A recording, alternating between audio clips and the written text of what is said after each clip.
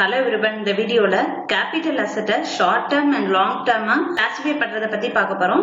Then short term capital gain computation கான problem பார்க்க போறோம். Already நம்ம first வீடியோல இந்த provision பார்த்திருந்தோம். Capital asset long term and short term அப்படினு classify பண்றது அதோட period of holding பேஸ் பண்ணி தான் இருக்குன்னு பார்த்திருக்கிறோம். Financial assets க்கு period of holding அப்படிங்கிறது 12 months. Financial assets குள்ள எதெல்லாம் include ஆகுது அப்படினா listed securities, units of an equity oriented fund, units of UTI, zero coupon bonds. இதெல்லாம் financial assets.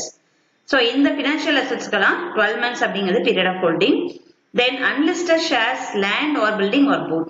இந்த asset கலாம் 24 months அப்படிங்கிறது period of holding. Then for any other assets, இந்த first ரெண்டு categoryக்குள்ள வராத any other assets. So இதுக்குள்ள எதெல்லாம் general வரும் அப்படினா unlisted securities other than shares. ஏன்னா unlisted shares அப்படிங்கிறது second categoryக்குள்ள வந்துருது. So shares தவிர மத்த unlisted securities, then units of debt oriented fund and any other assets. So other assets க்கு 36 months அப்படிங்கிறது period of holding. So அதை பேஸ் பண்ணி long term and short term அப்படின்னு classify பண்ணலாம். Then depreciable assets should always be treated as short term capital asset. இப்போ இதுக்கான problem பார்க்க போறோம். Classify the following assets into short term and long term capital assets. These are held by Mr. X who sold them on 30/12/2023. So இங்க date of transfer அப்படிங்கிறது 30/12/2023. அப்போ date of acquisitionல இருந்து இந்த date வரைக்கும் period of holding என்ன அப்படிங்கறத நம்ம count பண்ணிட்டு அதை நம்ம short term and long term capital asset classify பண்ணணும். Capital gain computation ஓட first step long term and short term அப்படின் capital asset classify பண்றது தான். அதை classify பண்ணோம்னா தான் we can compute the capital gain.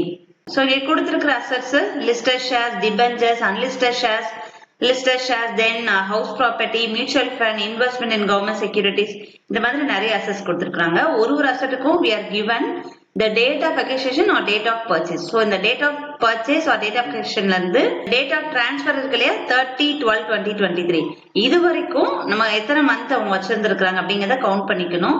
So அதுதான் period of holding. அந்த period of holding நம்ம provision பார்த்தோம் இல்லையா 12 months, 24 months, 36 months. அப்ப அந்த கேட்டகரிக்குள்ள எதுல வருதோ அதை பேஸ் பண்ணி அதை short term and long term அப்படின்னு கிளாஸிஃபை பண்ண போறோம். கேபிட்டல் அசெட்டை கிளாஸிஃபை பண்றதுக்கு ஆல்ரெடி இங்க நான் ஒரு ஸ்டேட்மெண்ட் ப்ரிப்பேர் பண்ணிருக்கிறேன். சோ எல்லா அசெட்ஸையும் ப்ராப்ளம்ல கொடுத்திருக்கிற மாதிரி டேட் ஆஃப் அக்விசிஷனோட லிஸ்ட் பண்ணியாச்சு. Then required period to call as short term or long term. நம்ம ப்ரொவிஷன்ல பார்த்தோம் இல்லையா 12 months, 24 months, 36 months. அந்த ரெக்யர்ட் பீரியட் ஒரு அசெட்டும் எந்த கேட்டகரிக்குள்ள வருதோ அப்ப அதுக்கு ஏத்த மாதிரி ரெக்யர்ட் பீரியட் இந்த காலம்ல எழுத போறோம். தென் லாஸ்ட் காலம்ல அத short term or long term capital asset அப்படின்னு எழுத போறோம். So first asset listed shares purchased on 1/5/2023. listed shares அப்படிங்கிறது ஃபர்ஸ்ட் கேட்டகரிக்குள்ள வரும். financial assets 12 months அப்படின்னு கேட்டகரி பார்த்தோம் இல்லையா அந்த கேட்டகரிக்குள்ள வரும். இப்போ இங்க date of purchase 1/5/2023. Date of transfer எல்லா அசெட்டுக்கும் ஒரே டேட் தான் கொடுத்திருந்தாங்க 30/12/2023 December 30, 2023. 5th monthல இருந்து கவுண்ட் பண்ணோம் அப்படின்னா we will get approximately 8 months. So இந்த அசெட்டுக்கான minimum period of holding 12 months. 12 monthsக்கு கம்மியா அதோட பீரியட் ஆஃப் ஹோல்டிங் இருந்துச்சு அப்படின்னா அது ஷார்ட் டர்ம், அதுவே 12 monthsக்கு அதிகமா இருந்துச்சு அப்படின்னா லாங் டர்ம். இப்போ இங்க நம்ம கவுண்ட் பண்ணோம்னா 8 months வந்துச்சு இல்லையா, அப்போ this asset should be considered as short term capital asset. Then second asset debentures acquired on 1/1/2023. So debentures அப்படிங்கிறதும் ஃபர்ஸ்ட் கேட்டகரிக்குள்ள தான் வரும். இதோட பீரியட் ஆஃப் ஹோல்டிங் நம்ம கவுண்ட் பண்ணோம் அப்படின்னா 12 months. So 12 months கம்ப்ளீட் ஆகலைன்னா டேட் ஆஃப் டிரான்ஸ்பர் அப்படிங்கிறது 30/12 கொடுத்திருந்தாங்க. அப்போ ஒரு 1 or 2 days 12 months விட கம்மியா இருக்கும். இந்த அசெட்டையும் நம்ம ஷார்ட் டர்ம் அப்படின்னு நம்ம கன்சிடர் பண்ணிக்கலாம். Next asset unlisted shares of a company purchased on 1/3/2022. unlisted shares அப்படிங்கிறது செகண்ட் கேட்டகரிக்குள்ள பார்த்தோம். செகண்ட் கேட்டகரிக்கு பீரியட் ஆஃப் ஹோல்டிங் அப்படிங்கிறது 24 months. இப்போ இது நம்ம கவுண்ட் பண்ணோம் அப்படின்னா அப்ராக்சிமேட்டா 22 months வரும். இதுக்கு பீரியட் ஆஃப் ஹோல்டிங்கிறது 24 months. அப்ப 24 months விட இந்த 22 monthsங்கிறது கம்மியா இருக்கு. சோ இந்த அசெட்டையும் ஷார்ட் டர்ம் அப்படின்னு கன்சிடர் பண்ணிக்கணும். Then listed shares of a company. listed shares அப்படிங்கிறது ஃபர்ஸ்ட் கேட்டகரிக்குள்ள நம்ம பார்த்தோம். சோ அதோட பீரியட் ஆஃப் ஹோல்டிங் 12 months. 8/12/2022ல இருந்து 30/12/2023 வரைக்கும் கவுண்ட் பண்ணோம் அப்படின்னா definitely it is more than 12 months. அப்போ இந்த asset long term capital asset. Next asset, house property acquired on 31/12/2021. House property க்கு நம்ம period of holding 24 months அப்படின்னு நம்ம பார்த்தோம். இந்த செகண்ட் கேட்டகரிக்குள்ள பார்த்தோம். So 31/12/2021 ல இருந்து 30/12/2023 வரைக்கும் நம்ம கவுண்ட் பண்ணோம் அப்படின்னா 2 இயர்ஸ்க்கு 1 டே கம்மியா இருக்கும். So இந்த அசெட்டை அப்ப நம்ம ஷார்ட் டேர்ம் அப்படின்னு தான் ட்ரீட் பண்ணணும். So இதோட period of holding 24 months. So this asset should be treated as short term. The next also house property purchased on 1/1/2009. So 2009 ல இருந்து 2023 வரைக்கும் கவுண்ட் பண்ணோம் அப்படின்னா definitely it is more than 24 months. So this asset should be treated as long term capital asset. The next one, mutual fund units equity oriented. Equity oriented fund க்கு நம்ம period of holding அப்படிங்கிறது 12 months பார்த்தோம். So required period 12 months. 2019 ல இருந்து 2023 வரைக்கும் count பண்ணோம் அப்படின்னா definitely it is more than 12 months. So this asset should be treated as long term capital asset. The next asset, investment in government securities purchased on 1/11/2018. Government securities required period 12 months. So 2018 ல இருந்து 2023 December வரைக்கும் count பண்ணோம் அப்படின்னா definitely it is more than 12 months. So this asset should be treated as long term capital asset. Next asset, non-agricultural land in an urban place acquired on 1/10/2018. Land or building க்கு நம்ம required period அப்படிங்கிறது 24 months பார்த்தோம். இந்த agricultural land will fall under second category. நம்ம provisionல second categoryல பார்த்தோம். அப்போ இதோட required period of holding 24 months. இப்போ 2018 ல இருந்து 2023 வரைக்கும் கவுண்ட் பண்ணோம் அப்படின்னா definitely it is more than 24 months. So this asset should be treated as long term capital asset. Next, non-agricultural land in a rural place acquired on 30/12/2022. Rural placeல இருந்தாலும் சரி urban placeல இருந்தாலும் சரி land அப்படின்னாலே period of holding 24 months. இப்போ 2022 டிசம்பர்ல இருந்து 2023 வரைக்கும் count பண்ணோம் அப்படின்னா இதோட period of holding 1 year. So this should be treated as short term capital asset. Then goodwill purchased on 31/2009. Goodwill அப்படிங்கிறது other assets categoryக்குள்ள வரும் third categoryல. So இதோட required period of holding 36 months. 2009 ல இருந்து 2023 current date of transfer வரைக்கும் count பண்ணோம் அப்படின்னா definitely it is more than 36 months. அப்ப இந்த asset long term capital asset அப்படின்னு எடுத்துக்கணும். Then machinery acquired for business purpose on 30/11/2009. Machinery அப்படிங்கிறது depreciable asset. Depreciable asset அப்படிங்கிறது first 3 categoryக்குள்ள வரவே வராது. நம்ம depreciable assetக்கு provision பார்த்தோம். Depreciable asset should always be treated as short term capital asset அப்படின்னு. அப்ப இதுக்கு இந்த required period of holding அப்படிங்கிறது not applicable. So this should be treated as short term capital asset. Then furniture is also a depreciable asset. அப்ப அதுவும் short term capital asset தான் treat பண்ணணும். Then diamonds purchased on 1/1/2017 and gifted away to Mr. Y on 1/1/2021, who sold them on 30/12/2023. Diamond oda period of holding more than 36 months. So this asset should also be treated as long term capital asset. Previous owner எந்த டேட்டுக்கு purchase பண்ணிருக்காரோ அந்த டேட்ல இருந்து current date of transfer அதுதான் வந்து consider பண்ணிருக்கணும். So the 1/1/2021 அப்படிங்கிறது irrelevant. இதை நம்ம இக்னோர் பண்ணிடணும். current date of transfer இங்க இருக்கு இல்லையா 30/12/2023 இதுல இருந்து ஒரிஜினலா இதை எப்ப பர்ச்சேஸ் பண்ணாங்க அசசி 1/1/2017 அந்த டேட்ல இருந்து current date of transfer இதுக்கு இந்த பீரியட் தான் நம்ம எடுத்துக்கணும்.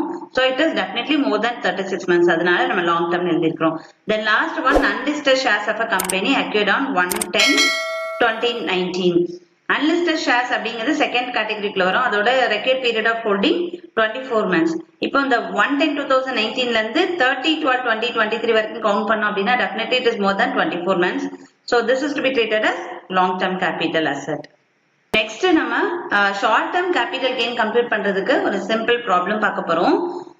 short term capital gain compute பண்றதுக்கான format already first video நம்ம பார்த்திருந்தோம். Sale consideration ல இருந்து first we have to deduct transfer expenses or expenses on sale. Deduct பண்ணி வர்ற amount net consideration. அதுல இருந்து cost of acquisition deduct பண்ணணும் அப்படி நம்ம பார்த்திருந்தோம். சோ இந்த ஷார்ட் டேர்ம் கேபிட்டல் கெயின் கம்ப்யூட்டேஷன்ல இண்டெக்ஸேஷன் அப்படிங்கிறது அப்ளிகபிள் ஆகாது. நம்ம ஃபர்ஸ்ட் வீடியோல ரெண்டு ஃபார்மட் பார்த்திருப்போம். லாங் டேர்ம் கேபிட்டல் கெயின் கம்ப்யூட்டேஷனுக்கும் ஷார்ட் டேர்ம் கேபிட்டல் கெயின் கம்ப்யூட்டேஷனுக்கும். லாங் டேர்ம் கேபிட்டல் அசெட்டா இருந்துச்சு அப்படின்னா காஸ்ட்டை இண்டெக்ஸ் பண்ணணும் அப்படின்னு பார்த்திருப்போம். அதுவே ஷார்ட் டேர்ம் கேபிட்டல் அசெட்டா இருந்துச்சு அப்படின்னா ஒரிஜினல் காஸ்ட்டை அப்படியே டிடெக்ட் பண்ணிக்கலாம் அப்படின்னு நம்ம பார்த்திருப்போம். அதுவே ஷார்ட் டேர்ம் கேபிட்டல் அசெட்டா இருந்துச்சு அப்படின்னா ஒரிஜினல் காஸ்ட்டை அப்படியே டிடெக்ட் பண்ணிக்கலாம் அப்படின்னு நம்ம பார்த்திருப்போம். So, இப்ப ப்ராப்ளம் பார்க்கலாம். Mr. Chandru furnishes the following details of various transactions. Shares of P Limited listed. Listed shares அப்படிங்கிறது first categoryல வரும். So, அதோட record period of holding 12 months. இப்ப இங்க date of purchase அப்படிங்கிறது 1/2/2023. Date of sale 4/10/2023. So, இந்த ரெண்டுக்கு உள்ள gap நம்ம பார்த்தோம் அப்படின்னா definitely it is less than 12 months. So, இது short term capital asset. அதே மாதிரி next one unlisted shares of R Limited. இதோட date of purchase 1/10/2022 and date of sale 31/12/2023. unlisted shares அப்படிங்கிறது செகண்ட் கேட்டகரிக்குள்ள வரும். அதோட record period of holding 24 months. இப்ப இந்த date of purchase and date of sales இது ரெண்டுக்குள்ள period count பண்ணோம் அப்படின்னா definitely it is less than 24 months. அப்போ இது short term capital asset. Then debentures of S&Co per date of purchase 1/12/2023 and date of sale 5/3/2024. So debentures அப்படிங்கிறது first categoryக்குள்ள பார்த்தோம் financial assets. அதோட record period of holding 12 months.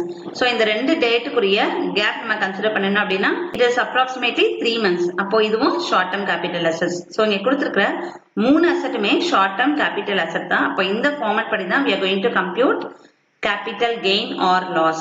First நம்ம sale consideration எழுதிக்கணும். Shares of P Limited அதோட sale value 40,000. Shares of R Limited அதோட sale value 70,000. Debentures of S&Co sale value 40,000. Then we have to write expenses on sale. Expenses on sale அப்படிங்கிறது last காலம்ல இருக்கு 500, 600, 200. அத அந்த respective காலம்ல எழுதிக்கணும். Then we have to deduct the expenses. Deduct பண்ணியாச்சு. Then we have to deduct cost of acquisition. So cost of acquisition அப்படிங்கிறது 20,000, 40,000, 50,000. Then if you are given any expenses on purchase or expenses on acquisition, அத நம்ம cost of purchase ஓட add பண்ணிக்கணும். இப்போ இங்க first ரெண்டு அசெட்டுக்குமே expenses on purchase கொடுத்திருக்காங்க. Shares of P Limited 20,000ங்கிறது cost of purchase. Then expenses on purchase 200. அப்ப இது ரெண்டையும் ஆட் பண்ணி இங்க டிடெக்ட் பண்ண போறோம். 20,200. Similarly, unlisted shares of R Limited அப்படிங்கிறதுக்கு purchase value 40,000. அதோட expenses 300. அது ரெண்டையும் ஆட் பண்ணி டிடெக்ட் பண்ணிக்கணும். So 40,300. Then for debentures, cost of purchase 50,000. Expenses எதுவுமே கொடுக்கல. So 50,000 டைரக்டா டிடெக்ட் பண்ணிக்கலாம். Then finally we are getting 19,300 for the first asset. Then for the second one we are getting 29,100. Then for the last one we are getting negative value 10,200. So negative value வந்துச்சு அப்படின்னா அப்ப அது loss. So first ரெண்டு அசெட்டுக்கும் shares of P Limited க்கு we are getting short term capital gain 19,300. Then for the second asset shares of R Limited we are getting 29,100 short term capital gain. For the last one debentures of S&Co we are getting short term capital loss 10,200. So detect பண்ணும்போது நெகட்டிவ்ல வந்துச்சு அப்படின்னா அது capital loss அப்படின்னு அர்த்தம். So இந்த வீடியோல பார்த்த asset கிளாசிபிகேஷனும் இந்த short term capital gain or loss கம்ப்யூட்டேஷனும் உங்களுக்கு கிளியரா புரிஞ்சிருக்கும்னு நினைக்கிறேன். Thank you for listening.